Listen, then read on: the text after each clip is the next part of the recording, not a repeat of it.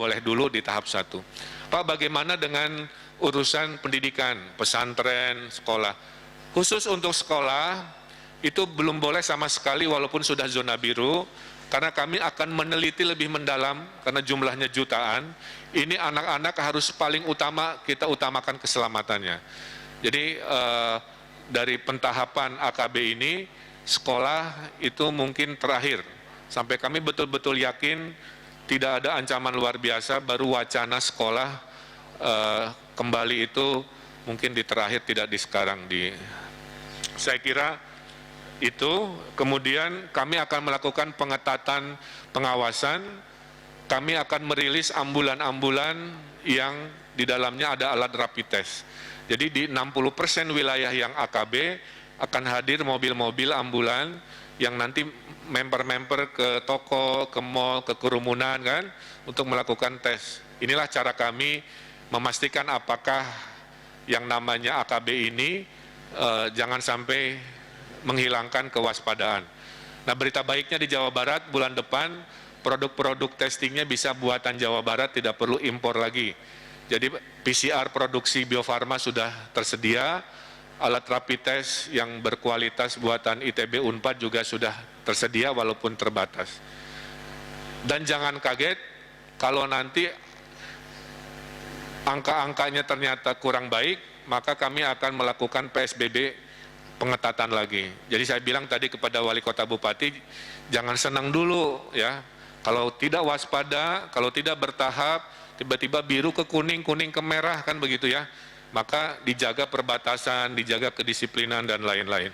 Dan terakhir dari saya, kepada yang sudah siap di tanggal 1 Juni hari Senin silahkan, kepada yang belum siap jangan dipaksakan mengikuti kesiapan sosial politik di wilayah masing-masing. Dan polisi sesuai arahan Pak Jokowi, Presiden akan mengawal selama 14 hari AKB ini, adaptasi kebiasaan baru. Ada 21.000 yang petugas, 17.000 dari kepolisian dan sekitar 4.000 dari TNI yang akan mengawal. Beliau-beliau sudah menyiapkan gugus tugas. Jadi selama AKB di 60% wilayah Jawa Barat, jangan kaget nanti ada polisi TNI di dalam mall, kira-kira gitu ya. TNI Polri nempel di acara sosial atau di acara ibadah, semata-mata ingin memastikan 3 hal: jaga jarak, pakai masker, cuci tangan, itu terlaksana. Jepang itu berhasil kasusnya turun karena pakai masker menurut ilmiahnya. Nomor satunya bukan cuci tangan, tapi ternyata pakai masker yang paling berhasil menurunkan.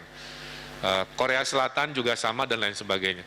Saya kira mudah-mudahan semua ini sudah bisa kami jawab, bahwa 60% memulai new normal, AKB, 40% melanjutkan PSBB parsial dengan 2 waktu, Bodebek 4 Juni, 7 lainnya di tanggal 12 Juni. Mudah-mudahan informasi ini clear, kami proporsional, berdasarkan keilmiahan, kami tetap waspada, dan kami tetap bertahap, dan kami himbau sekali lagi, warga untuk perlahan-lahan tidak melakukan euforia. Itu sudah titip kepada Pak Kapolda, jangan sampai ada warga yang salah menafsirkan apa yang kami niatkan ini, sehingga ada tindakan-tindakan yang merusak kemajuan gugus tugas Provinsi Jawa Barat dalam penanggulangan COVID. Saya kira itu yang bisa saya sampaikan. Kurang lebihnya terima kasih. Kalau masih ada pertanyaan silahkan. Cukup. Saya Wilam dari CNN, Pak Ridwan Kamil. Ingin menanyakan tentang tes massal, Pak. Ini yang sudah dilakukan berapa dan targetnya ke depan selama PSBB ini jumlahnya berapa dan jenisnya apa saja? Terima kasih. Ya, Bapak Ibu, salah satu yang mungkin masih meragukan dari Indonesia adalah jumlah testingnya. Saya kira itu wajar, tapi kita mengambil keputusan juga berdasarkan apa yang kami punya. Jadi Jawa Barat itu kurang lebih sudah melakukan pengetesan hampir 150.000 orang ya.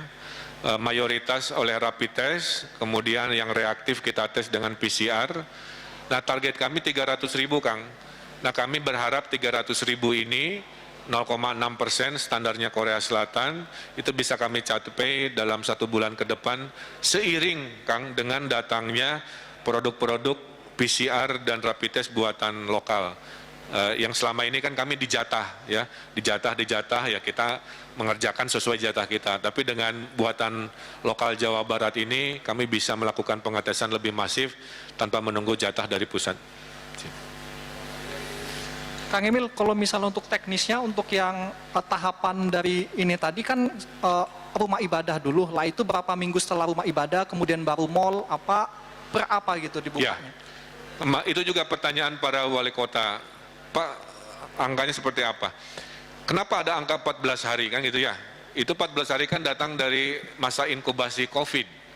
Gara-gara COVID-nya inkubasi 14 hari, kita mengevaluasi selalu 14 hari. Tapi kita sepakati tadi dengan wali kota bupati, evaluasinya itu semua per 7 hari, Kang. Jadi 7 hari kerja, ya, 1 minggu itu kita akan evaluasi. Nah, seperti contoh, ekonominya yang pertama bukan retail dulu dan mall, ini tolong digarisbawahi.